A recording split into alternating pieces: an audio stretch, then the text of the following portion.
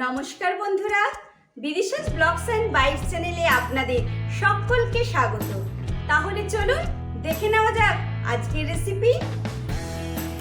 আজকে আপনাদের সাথে ম্যাঙ্গো আইসক্রিমের রেসিপি শেয়ার করব। এই ম্যাঙ্গো আইসক্রিম খেতে হয় দুর্দান্ত। একদম সহজ পদ্ধতিতে বাড়িতে থাকা উপকরণ দিয়েই আমি এই ক্রিমি ম্যাঙ্গো আইসক্রিম বানিয়ে নেব। এই ম্যাঙ্গো আইসক্রিম একবার বাড়িতে বানিয়ে খেলে মনে হবে বারবার বানিয়ে খাই। মনেই হবে না যে এটা বাড়িতে বানানো হয়েছে না দোকান থেকে কিনে আনা হয়েছে।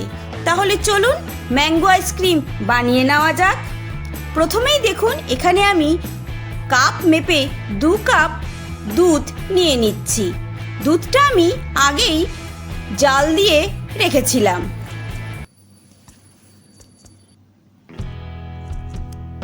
অ্যাড করছি একটা 10 টাকার গুঁড়ো দুধের প্যাকেট। ভালো করে দুধের সাথে মিশিয়ে নিচ্ছি। এই গুঁড়ো দুধটা অবশ্যই অ্যাড করবেন, তাহলে দেখবেন আইসক্রিম অনেকটাই ক্রিমি তৈরি হবে।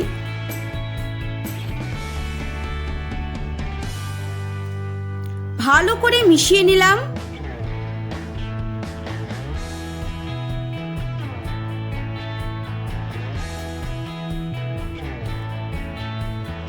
এইবার অ্যাড করে দিচ্ছি 1 চামচ কাস্টার্ড পাউডার। কাস্টার্ড পাউডারটাও ভালো করে দুধের সাথে মিশিয়ে নিচ্ছি। আপনাদের কাছে যদি কাস্টার্ড পাউডার না থাকে তাহলে আপনারা 1 চামচ কর্নফ্লাওয়ারও অ্যাড করতে পারেন। এতে স্বাদের কোনো পার্থক্য হয় না।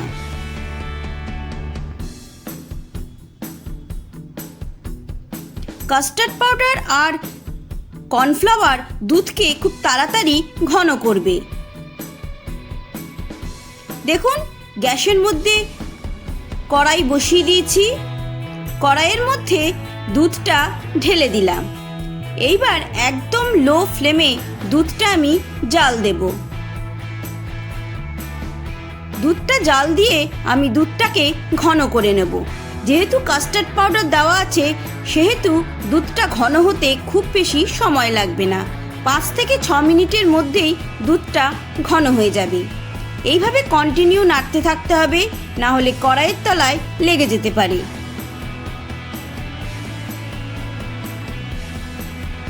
দেখুন দুধটা আমাদের ঘন হয়ে গেছে। 6 মিনিটের মধ্যেই আমাদের দুধটা ঘন হয়ে গেছে। এইবার আমি গ্যাসের ফ্লেমটা বন্ধ করে দেব আর দুধটা ঠান্ডা করে নেব। ঠান্ডা হলে এই দুধটা আরও ঘন হয়ে যাবে। এখানে দেখুন আমি 3টে আম নিয়ে নিয়েছি। ভালো করে জল দিয়ে ধুয়ে পরিষ্কার করে রেখেছি। এইবার আমের খোসা ছাড়িয়ে আমগুলো ছোট ছোট পিস করে কেটে নেব।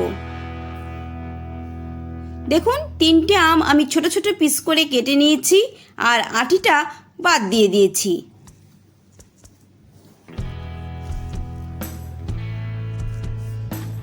এইবার সমস্ত আমগুলোকে আমি মিক্সার জারের মধ্যে নিয়ে নিচ্ছি।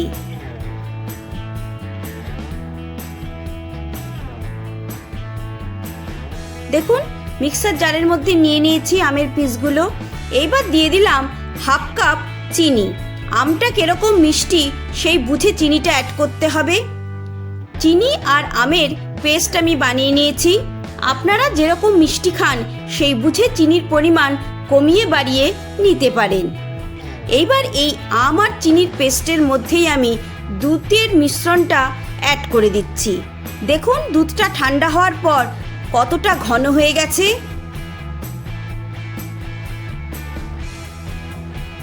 এই সমস্ত দুধটা আমি মিক্সার জারের মধ্যে নিয়ে নিয়েছি। এইবার আমি মিক্সার জারটাকে একবার চালিয়ে নেব। দেখুন দুধ, চিনি আর আমের পেস্ট আমাদের তৈরি হয়ে গেছে। এবার একটা টিফিন বক্স নিয়ে নিয়েছি। এবার আমের পেস্টটা আমি টিফিন বক্সের মধ্যে ঢেলে দিলাম।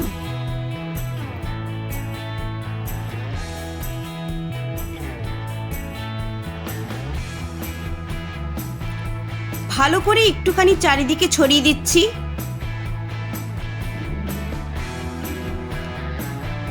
এইবার ঢাকা দিয়ে আমি ডিপ ফ্রিজে 3 ঘন্টার জন্য রেখে দেবো।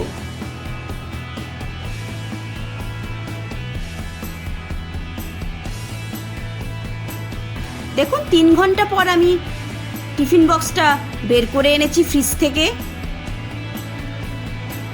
দেখুন আমের মিশ্রণটা অনেকটাই জমে গেছে, খুব বেশি জমেনি।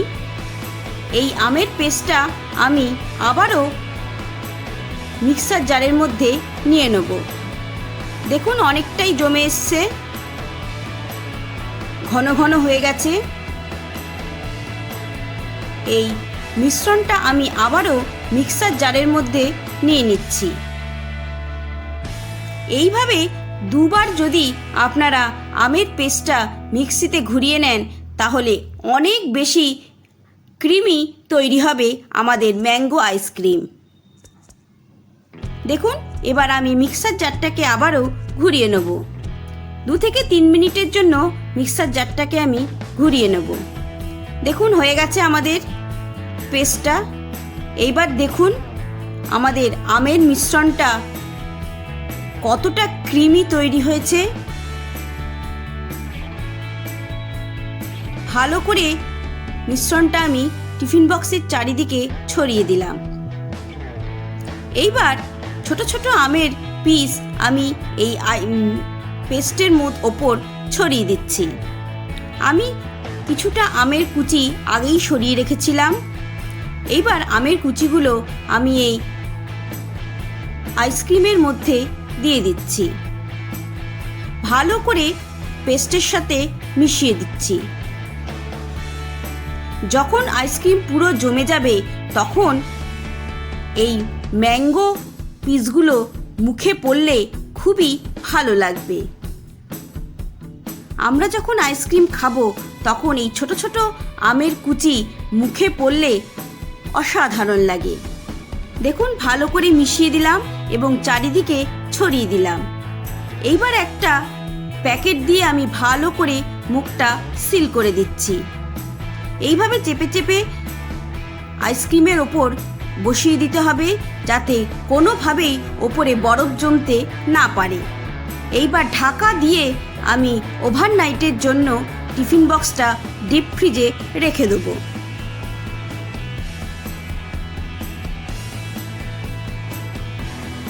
দেখুন ওভারনাইট আমি ডিপ ফ্রিজে রেখে দিয়েছিলাম। প্রায় 12 থেকে 13 ঘন্টা পর আমি টিফিন বক্সটা বের করে এনেছি। আমাদের ম্যাঙ্গো আইসক্রিম কতটা সুন্দরভাবে জমে গেছে দেখুন বন্ধুরা। আমি আস্তে করে প্যাকেটটা তুলছি। দেখুন একটুও বরফ ওপরে জমেনি, কতটা শক্ত হয়েছে আর দেখেই বোঝা যাচ্ছে কতটা ক্রিমি তৈরি হয়েছে আমাদের এই ম্যাঙ্গো আইসক্রিম। অবশ্যই বন্ধুরা বাড়িতে ট্রাই করবেন। এই ম্যাঙ্গো আইসক্রিম খেতে দুর্দান্ত লাগে। একদম ঘরোয়া পদ্ধতিতে বাড়িতে থাকা উপকরণ দিয়েই এই ক্রিমি ম্যাঙ্গো আইসক্রিম তৈরি হয়ে যায়। আর ছোট ছোট আমের পিসগুলোও দেখুন ওপরে দেখা যাচ্ছে। আপনাদের কাছে যদি স্কুপ থাকে তাহলে তো কোনো কথাই নেই, নাহলে এইভাবে একটা হাতা দিয়েও আইসক্রিম আপনারা বের করে নিতে পারবেন। হাতাটা অবশ্যই একটু গরম জলে চুবিয়ে নেবেন, তাহলে খুব সহজেই আইসক্রিম উঠে আসবে। তাছাড়া আপনারা ছুরি দিয়ে কেটেও সার্ভ করতে পারবেন। দেখুন বন্ধুরা কতটা ক্রিমি তৈরি হয়েছে। অবশ্যই বাড়িতে ট্রাই করবেন। এর স্বাদ দোকানের আইসক্রিমকেও হার মানিয়ে দেবে। তাহলে বন্ধুরা রেসিপিটা আপনাদের কেমন লাগলো অবশ্যই আমাকে কমেন্ট করে জানাবেন।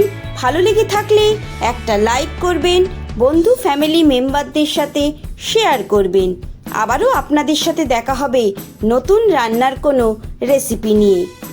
দেখুন একদম আমের কুচিগুলো পর্যন্ত দেখা যাচ্ছে। অবশ্যই বাড়িতে ট্রাই করবেন। সবাই ভালো থাকবেন, সুস্থ থাকবেন। ধন্যবাদ।